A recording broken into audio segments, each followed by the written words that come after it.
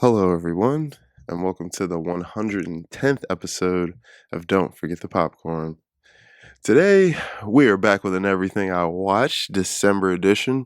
Watch up, guys, because I watched a lot of the new releases from this past year, 2024, and I can tell you if they're worth your time or not. I just gotta say real quick, I am so happy Demi Moore won the Golden Globe for The Substance, and so sad Sean Baker came home empty-handed.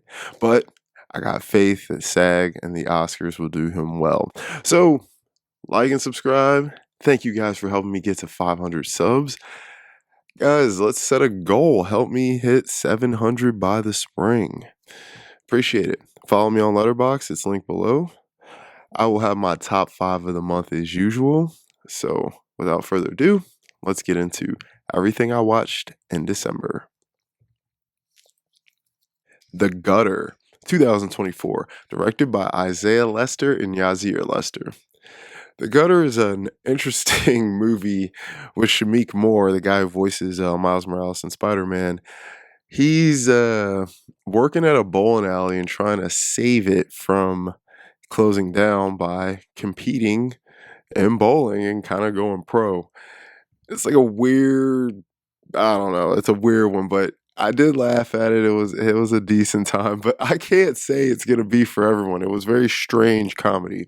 But I'm gonna give The Gutter a 6.6 out of 10. Blink Twice, 2024, directed by Zoe Kravitz. Now, I like this movie a lot. It didn't make my top 5 of the month, even though it did make my top 10 favorite movies of the year, but I've seen a couple of movies that might bump this out because it was number 10. But I did like this movie. I had a great time with it. I know some people had its issues with it, and I have mine too. I did a whole review for it. I'll link it below. But so if you want to watch that, I'll drop that down for you. But I'm gonna give Blink Twice an 8.5 out of 10.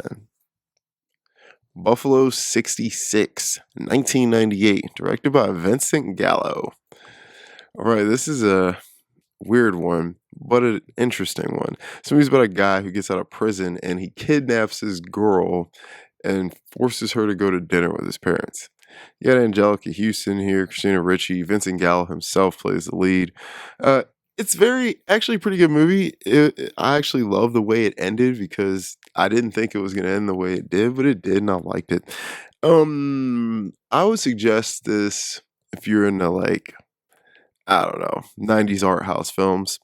I'm gonna give Buffalo 66 a 7.7 out of 10. Blind Video Days, 1991, directed by Spike Jonze. This is a skate video, and like I've said before, I'm going to include my skate videos, but this one's special because Spike Jonze directed it. Yes, the guy who directed Her and Where the Wild Things Are, and oh shit, he did Being John Malkovich too, which is incredible. So Blind Video Days is an iconic skate video because we have an actor in it, Jason Lee. He was a pro skateboarder first and one of the more pioneering street skaters. So this video is awesome. It's got Guy Mariano in it, Mark Gonzalez. I mean, this video is legendary. One of the most influential skate videos of all time. So if you are a skateboarder who happens to be watching this and you haven't seen this, you must watch it. I'm going to give Blind Video Days a 9.3 out of 10. Dear Santa, 2024, directed by Bobby Farley. Or Farley, I'm not sure. Okay, guys, I'm sorry. This movie sucked. Jack Black was the only reason this was watchable. I was in and out of sleep in it. It was not good. This movie's about a kid who is dyslexic and he's supposed to be writing a letter to Santa, but he ends up writing a letter to Satan. And Jack Black plays Satan. Listen, it's dumb. It's not good. Christmas movies aren't it this year. I would not suggest this to you. I'm going to give Dear Santa a 4.3 out of 10. The Outrun, 2024, directed by Nora Fingscheidt. I probably messed that last name up too. Okay, this movie didn't suck. This movie stars one of my all-time favorite actresses, even though she's only 30 years old, Saoirse Ronan. She is already a legend. I love this woman. She is such a talent. And she proves that in this movie. She got snubbed all over the place. She plays an alcoholic in this movie who's kind of just on a quest to get her life back. And we see through a series of flashbacks some of the things she went through to get where she is. And this movie was very good. It was very close to making my top five. I really had a great time with this.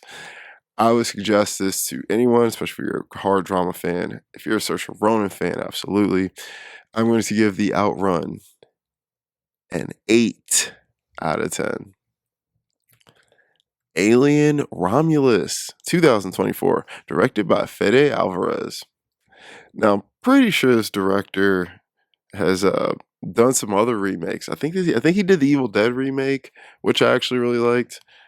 So he's very good at remaking films. This film was way better than I expected it to be. Alien Romulus was pretty good. Obviously, I don't need to tell you what it's about. It's an alien movie. Kaylee Speeney, absolutely amazing. Love her so much. And the kid from Rye Lane, Don Johnson, I think is his name, or something. David Johnson. The kid who played the droid in this, he was very good. This movie was fun. It was a good time. One of the better, non-Ridley Scott or James Cameron made alien movies. So I'm going to give Alien Romulus a 7.4 out of 10. We got our first top five of the month, Anora, 2024, directed by Sean Baker. Well, Sean, I'm sorry you got snubbed at the Globes at the time of recording this. I watched it last night. Yeah, terrible. We'll talk about that more later. But Anora is one of the better films of the year. Anora made my top 10. It came in at number 3 for my favorite films of the year. Anora is about a sex worker and a stripper in New York. Yeah, New York. And she meets a Russian kid whose family is, loaded and crazy. They end up getting married. And it's a crazy modern day screwball comedy. But this movie punches you right in your soul. And Sean Baker, he just has a way with his films that nobody else has. Now, as much as I did like this film, this is not my favorite Baker film or second Baker film or third Baker film. Red Rocket is my favorite. I'm sorry. I love that damn movie. But Anora is absolutely beautiful film. Mikey Madison, incredible. Sorry you didn't win the Globe, but I'm not sorry because I wanted Demi Moore to win. But you killed it, girl, and you got a big career ahead of you. I'm going to give Anora a 9 out of 10. Red 1, 2024, directed by Jake Kasdan. This movie was alright, I guess. Listen, man, they spent $250 million on this movie, and this is the best they could come up with. I was very underwhelmed. The Rock, I'm really getting sick of your formulaic style, man. Challenge yourself as an actor. Do something else. Chris Evans was fun. I'm really starting to feel Kiernan Shipka too. She's great. I like her. And you underuse J.K. Simmons. You got one of the best actors working right now who's been killing it all year, and you underuse him in this film. Why? Terrible. This film is, listen, I can't suggest this to you. Christmas movies from this year just aren't it. I'm sorry. I'm going to give Red 1 a 5.4 out of 10. Carry On, 2024, directed by Wam Colette Serra. Probably said this person's name wrong.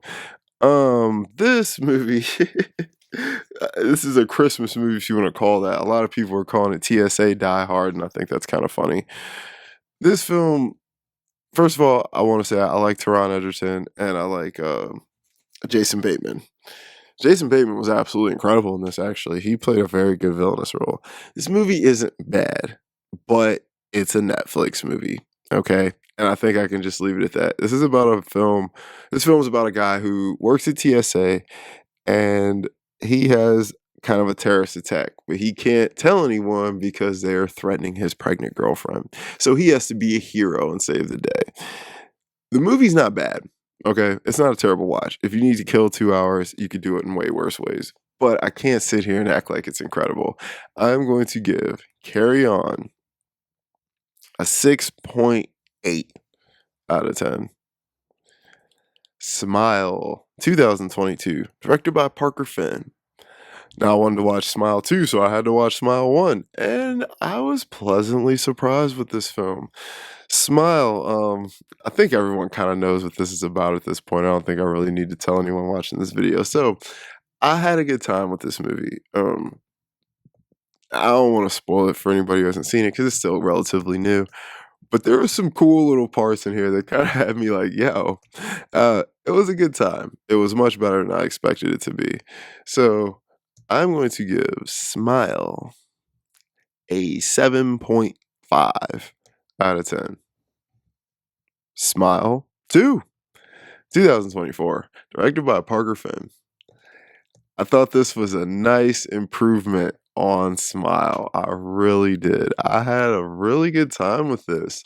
And I know a lot of people thought the ending was really predictable, which it was. I called it at the beginning of the movie, but I think the ending sets up a really cool Smile 3 premise that could happen. And the lead actress in this movie, I can't remember her name. She was incredible. She was very good in this film. Smile 2 was a good time, man. I had a good time with it. So I'm going to give Smile 2 an 8 out of 10. All right, our next top 5 of the month. Paris, the 13th District, 2021, directed by Jacques Audiard. I think I messed his name up too. And we're going to talk about this director again, and you can probably guess why. Okay, this film was absolutely incredible. I absolutely loved this movie. I thought it was so good. Gorgeous black and white cinematography, great story. It's about kind of this weird love triangle, I guess, between this French guy, and these 2 chicks. And this dude, man, he was a smooth operator. I gotta give it to him. But the way everyone's lives work out in this movie from this love triangle is really cool. It's done really well. It kind of reminded me of a Eric Romero type of movie. I thought it was very well done. I would suggest this to anyone, especially if you're a French film fan.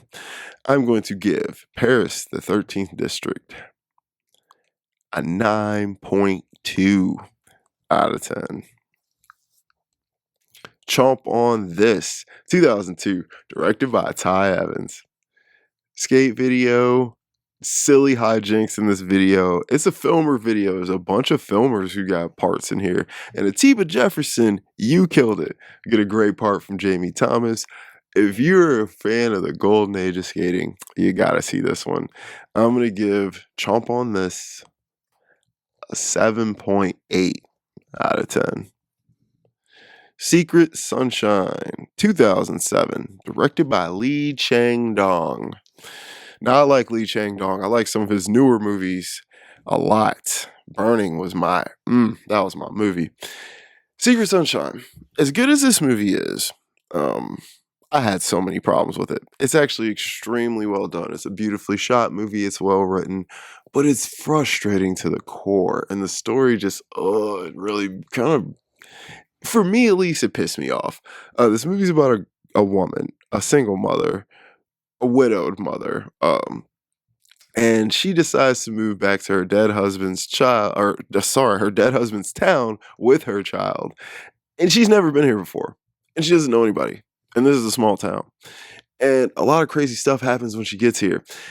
And I really just want to spoil this movie, but I'm not. But I would suggest it because it is good. But it pissed me off. I'm just going to be honest. So I'm going to give Secret Sunshine an 8.4 out of 10. Predator 2, 1990, directed by Stephen Hopkins. Man, this movie is not as bad as people make it out to be. I actually enjoyed this film a lot. There was some weirdness in it, some stuff that probably shouldn't have been in it, but I thought Danny Glover killed it in this. And I thought it was fun seeing the Predator in the city in LA. Um, I had a good time with it. I mean, it's fun. You got Bill Paxton, Danny Glover. They were great, you know? I had fun. If you're a Predator fan, I don't see why you wouldn't like this movie, but I can't say everyone would. I am going to give Predator 2 a 7 out of 10. The Elephant Man, 1980, directed by David Lynch. Oh man, this movie is crazy. First of all, Anthony Hopkins kills it, as usual. And the dude who plays the Elephant Man, I don't know why I can't think of his name right now. I'm sorry. He kills it. This movie is very good. It honestly, this movie is just a tale about how to treat people who are different than you, and it's just really well done. One of David Lynch's better films. I think this is a film everyone should watch at least once. I'm going to give The Elephant Man an 8.3 out of 10. The Princess Bride, 1987, directed by Rob Reiner.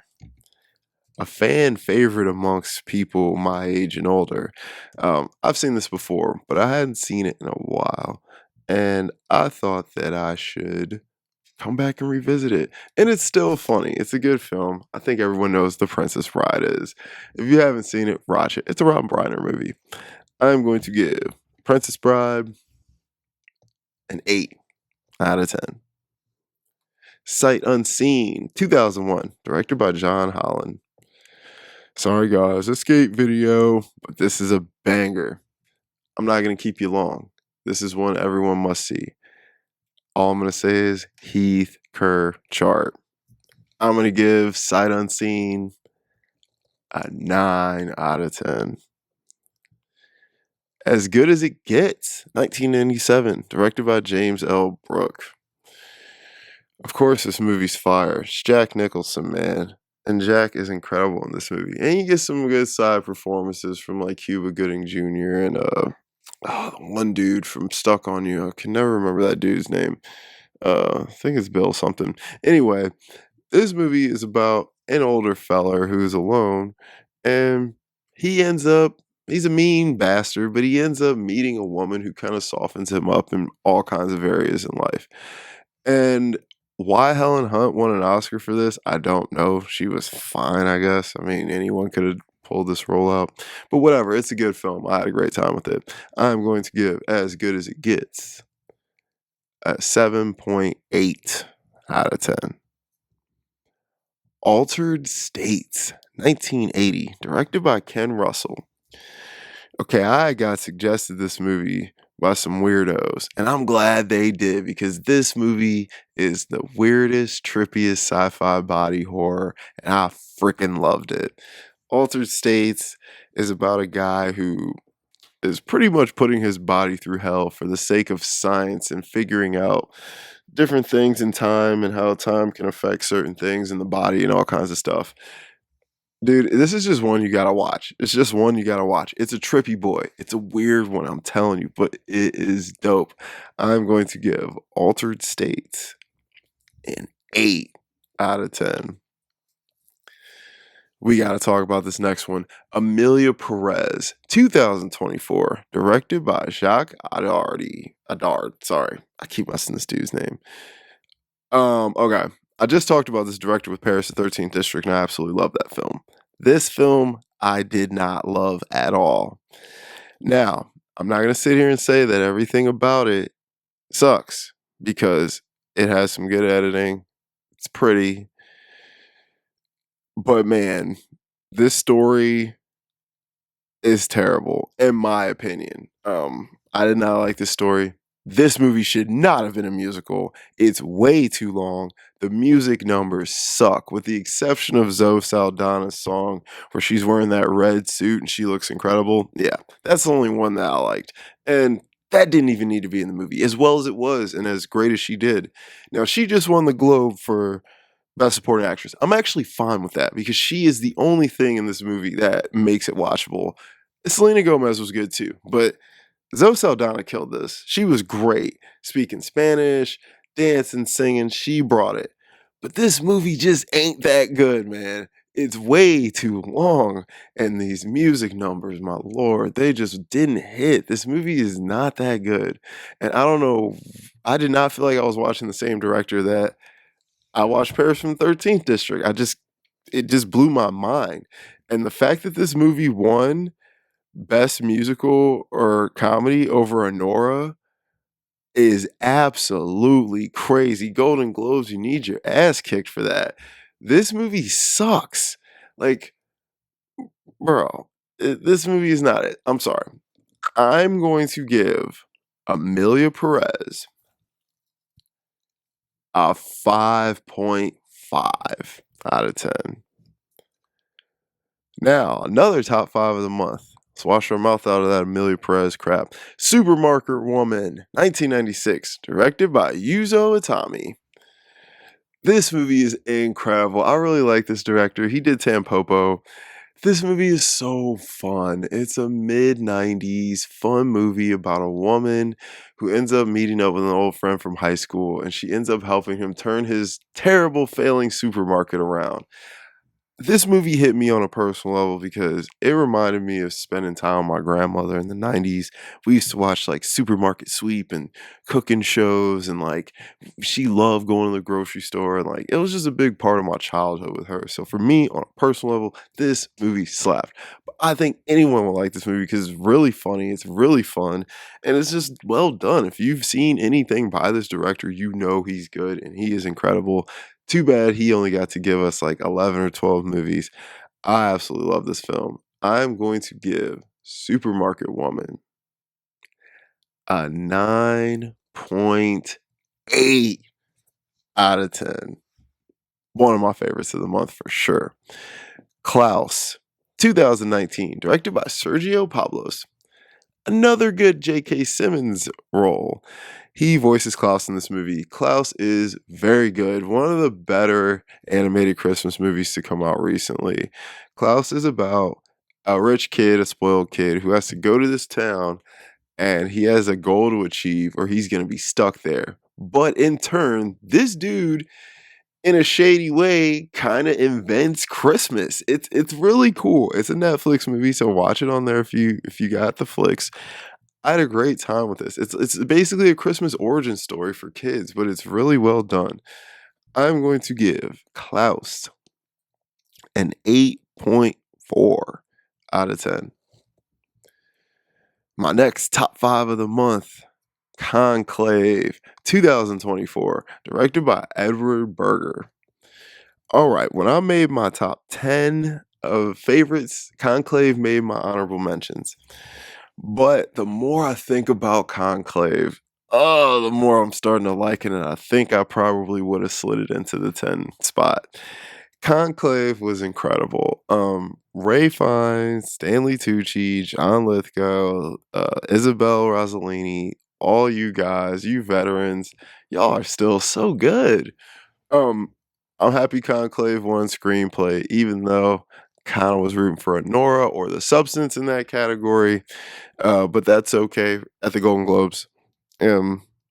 Conclave is about re-electing the Pope.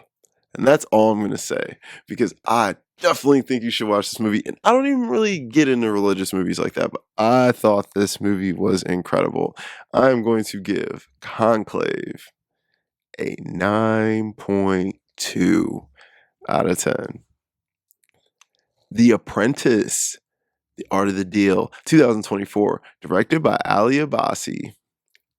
Hey, I know a lot of people had issues with this movie. This kind of movie about the relationship between Donald Trump and what's his name? Roy. Gosh darn it, his lawyer. I can't think of his name. I'm sorry. This movie was good. I liked it. I loved it actually. I thought Sebastian Stan and uh, Jeremy Strong. God, terrible names today. I'm sorry. I thought they were freaking amazing, both of them. Shout out to Sebastian Stan for winning a Golden Globe this year for A Different Man. I like that movie as well. Uh, hey, this is just a fun time to kind of see, a little bit about our boy Donald.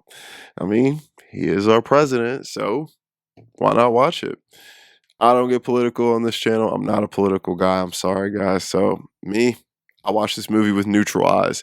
I'm going to give The Apprentice an 8 out of 10. Heretic, 2024, directed by Scott Beck and Brian Woods. Okay, I'm going to talk about the pluses first. The acting was good from all three leads. Hugh Grant was incredible. And Sophie Thatcher, wow, that girl was very pretty. This movie was okay. I do like the conversational aspect of the religious challenging, but I'm going to be real. This movie just didn't do it for me like it did for everyone else. Everyone else really liked this movie. I thought it was just okay. I mean, it's definitely worth watching. I thought it was, definitely well written. I don't know, the execution just didn't quite do it for me. And I didn't like the ending at all. It was weird. But if you're into religious movies, religious stories, I would check it out. But I don't know. I just didn't love it. I'm going to give Heretic a 6.6 out of 10. Last top 5 of the month, Elevator to the Gallows, 1946, directed by Louis Malle. This movie, French classic film, was incredible. This movie's about a woman who's married to a guy who runs a business or whatever, and she falls in love with one of his employees. And in a crazy series of events, things just go crazy off the rails. I'm sorry. This is just one. I don't even want to tell you. Just watch this. It's on HBO Max. It's on the Criterion Channel. Just watch this film. It is freaking incredible. This was probably maybe my favorite film of this month, low key. I'm going to give Elevator to the Gallows a perfect 10 out of 10. Last, but definitely not least, but it will probably be least to you guys, Cheese and Crackers, 2006. Made by Daewon Song and Chris Haslam. A skate video. It's only like 18 minutes or 20 minutes long or something, but it's just two incredible skaters skating a mini ramp and absolutely being creative and killing it. I thought this was so fun, and I don't even really like skating mini ramps like that, but this video inspired me to get my transition game up, so that's what I'm working on all winter. I'm going to give Cheese and Crackers an 8.2 out of 10. Guys, thank you so much for watching my everything I watched in December. I will be getting back to requests here soon, so let me know if there's something you want me to review. Make sure you like and subscribe. It really helps me out. Help me get to that goal for the spring. Follow me on Letterboxd, Ralph Vader. It's linked below. I got a podcast with my buddy, The Cutting Room Floor. I'll link that below for more movie content. I'll be back next week. And don't forget the popcorn.